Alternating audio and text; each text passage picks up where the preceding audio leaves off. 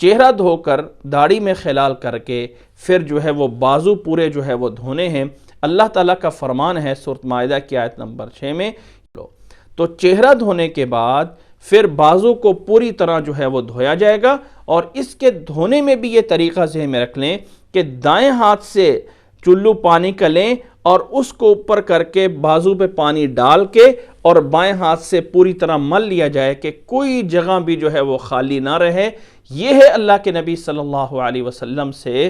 بازو دھونے کا جو صحیح طریقہ ہوتا ہے کہ چلو پانی کا لے کے اس کو جو ہے وہ اپنے بازو پہ ڈالا اور اس سے جو ہے وہ مل کے کوئی جگہ جو ہے وہ خشک جو ہے وہ نہیں رہنی چاہیے۔ حضرت عبداللہ بن عباس رضی اللہ تعالیٰ عنہ کی روایت ہے جسے امام بخاری رحمہ اللہ نے 140 نمبر پہ بیان فرمایا ہے کہ ثم اخذ غرفة من ماء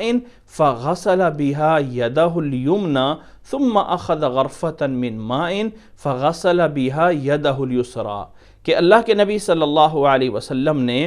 ایک چلو پانی کا لیا اور اس سے اپنا جو ہے وہ دایاں بازو پوری طرح جو ہے وہ دھو لیا۔ بائیں بازو میں بھی ایسا ہی کرنا چاہیے کہ پانی دائیں ہاتھ سے لیں اور اس کو جو ہے وہ بائیں بازو کے اوپر جو ہے وہ ڈالا جائے اور پوری طرح ہاتھ سے مل کے کوئی جگہ بھی خشک نہیں رہنی چاہیے۔ اس طرح کر کے جو ہے وہ بایاں بازو دھویا جائے گا اور دونوں بازوؤں کے ہاتھوں میں انگلیوں میں جو ہے وہ خلال بھی کیا جائے گا تاکہ کوئی جگہ جو ہے وہ خالی جو ہے وہ نہ رہے۔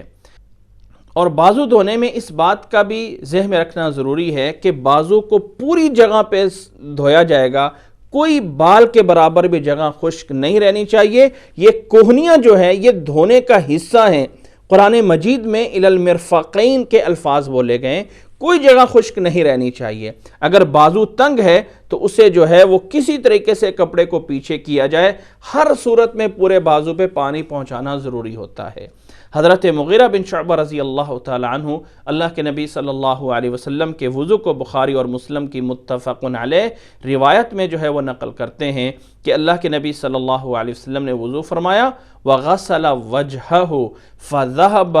يخرج يديه من كميه فكانا ضيقين فأخرجهما من تحت فغسلهما، کہ اللہ کے نبی صلی اللہ علیہ وسلم جب وضو فرما رہے تھے بازو دھونے لگے تو اپنی بازو کو کپڑے سے نکالا، یہ کپڑے کے جو بازو تھے اس سے اپنے بازو کو نکالا تو یہ کپڑے کے بازو تنگ ہو گئے، تو اللہ کے نبی صلی اللہ علیہ وسلم نے اپنے ہاتھ کو پیچھے کر کے قمیض کے نیچے سے نکال کے کوہنی سمیت پورا جو ہے وہ بازو جو ہے وہ دھویا۔ اس لیے بازو دھونے میں، دونوں بازو دھونے میں یہ چیزیں میں رکھ لیں کہ کوہنیاں خشک نہیں رہنی چاہیے۔ بال کے برابر بھی جگہ خشک رہ گئی تو وضو شمار نہیں ہوگا۔ خاص طور پہ خواتین جب ان کے بازو تنگ ہوتے ہیں تو وہ پیچھے کھینچنے کی بجائے پوری طرح بازو دھونے کی بجائے جہاں تک دھو سکتی ہیں اتنا دھو لیں اور اسے وضو سمجھا جاتا ہے، ایسا جو ہے وہ نہیں ہونا چاہیے۔